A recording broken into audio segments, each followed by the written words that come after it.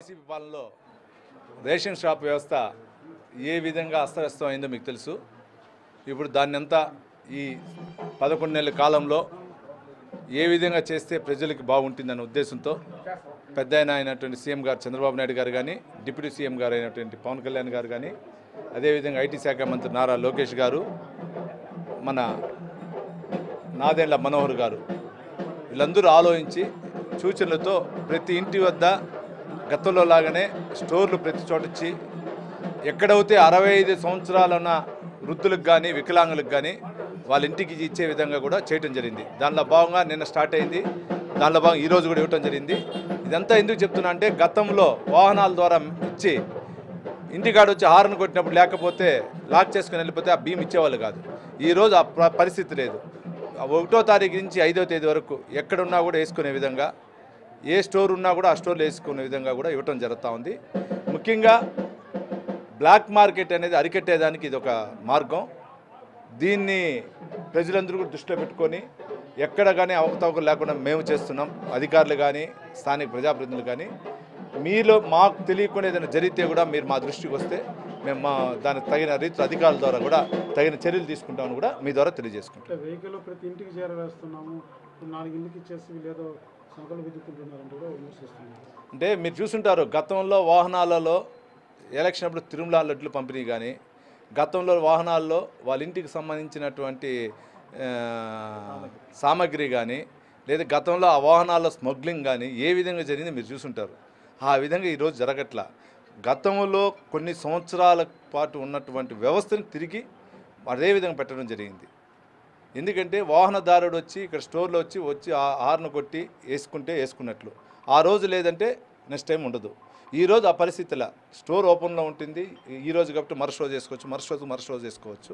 అందువల్ల ఇది కరెక్ట్ అయిన మార్గం అని ప్రతి ఒక్క ప్రజల అభిప్రాయ ప్రకారం 100 మంది ఉంటే 100 మందిలో 99% అభిప్రాయం ప్రకారం ఈరోజు చేయటం జరుగుతుంది.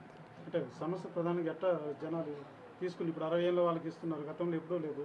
దీని మీద వాళ్ళు ఎలా రేపుతుంది? చాలా హ్యాపీ. ఇప్పుడు ఇచ్చాను కదా, మీరే చూశారు కదా, వాళ్ళ ఇంటికి ఎత్తుకొని ఇస్తుంటే వాళ్ళు హ్యాపీ.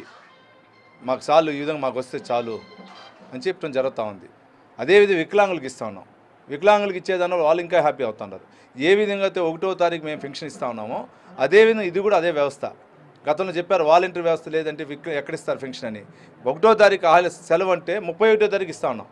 స్థానికంగా ఉన్న అధికారులు కానీ, సచివాలయం సిబ్బంది కానీ, స్థానిక అధికారులు అందరూ ఉండి, అధికారులతో పాటు ఎన్డీఏ కూటమి నాయకులు అందరూ కూడా ఇస్తాను. అదేవిధంగా ఇది కూడా వ్యవస్థ అన్నీ అదేవిధంగా జరుగుతుందండి. ఇది ప్రజా పరిపాలన వ్యవస్థ. చంద్రబాబు నాయుడు గారు ఎన్డీఏ కూటమి మోనోపొలి కాదు, ప్రజా పరిపాలన వ్యవస్థ. కొత్త రేషన్ కార్డులు చెప్పారు కదా, 71,000 రేషన్ కార్డులు ఇస్తున్నారు. పెన్షన్లు వస్తూ ఉన్నాయి. ఈ నెల నుంచి మీకు ఈ నెల లాస్ట్ లోపల తల్లికి వందనం పథకం ఇస్తూ ఉన్నాం. వచ్చే నెల మహిళా సోదరులలో ఆర్టీసీ బస్సు ఫ్రీ ఇస్తాను. అంటే చెప్పిన పథకాలన్నీ కూడా మేము చేస్తూ ఉన్నామండి. గతంలో లాగా చెప్పిన పథకాలు క్లోజ్ చేయలేదు. చెప్పిన సూపర్ 6 పథకాలు అన్నీ కూడా కంప్లీట్ అయిపోతాయి.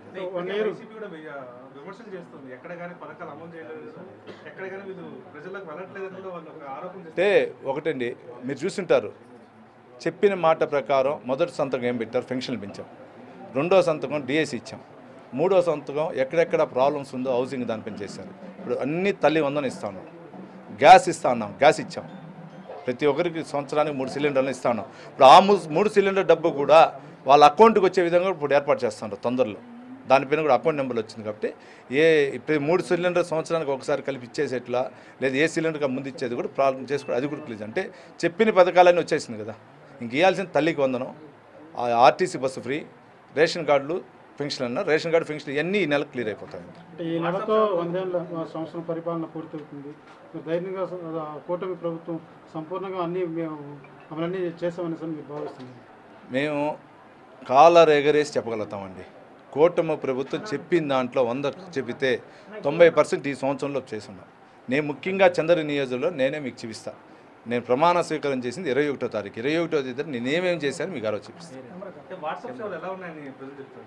ఏదండి వాట్సాప్ సేవలు బాగుందండి. వాట్సాప్ సేవలు బాగుంది, కొన్ని చోట్ల టవర్స్ లేని చోట కొంచెం చిన్న చిన్న ప్రాబ్లం ఉంది.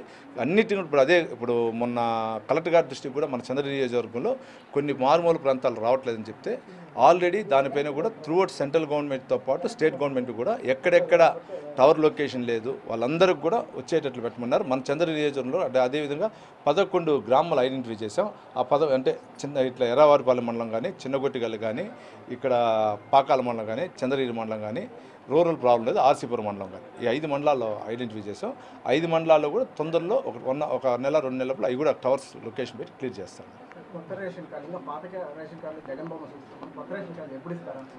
అంటే అన్నీ 1 బై 1 స్టెప్ అవుతుంది. ప్రభుత్వం మీకు తెలుసు కదా, వాళ్ళు పథకాలు ఇస్తూ కార్డులు మార్పు చెందాలి, దానికి కొన్ని కోట్లు కావాలి, అందువల్ల అన్నీ కూడా చేంజ్ అవుతాయి. ఫస్ట్ స్మార్ట్ కార్డులు వస్తాయి, మీకు గతంలో చూసుంటారు. ఈ కార్డు తీసి స్మార్ట్ కార్డు మనం ఏదైతే ఏటీఎం కార్డు లాగా ఇట్లా పెట్టుకుంటే అట్లా స్మార్ట్ కార్డు వచ్చేస్తుంది, అన్నీ అవుతుందండి. ముఖ్యంగా మీరు సూపర్ 6 పథకాలు చెప్పాం మీకు గతంలో. మన పాస్బుక్ పైన ముద్ర ఉండేది, అది క్యాన్సిల్ చేసాం. ల్యాండ్ టైటిల్ యాక్టే క్యాన్సిల్ చేసాం సూపర్ 6లో పథకం. చెప్పినన్నీ కూడా జరుగుతూ ఉంది కదా. ఇంక దీని గురించి వాళ్ళు ఏదో మాట్లాడాలనుకుంటున్నారు తప్పించి ఇంకేం లేదు. వాళ్ళు ఏదో 4వ తేదీ అన్నారు, దాని గురించి కూడా మేము మళ్ళీ ఆ ప్రెస్ మీట్ మళ్ళీ సపరేట్గా పెడతాం.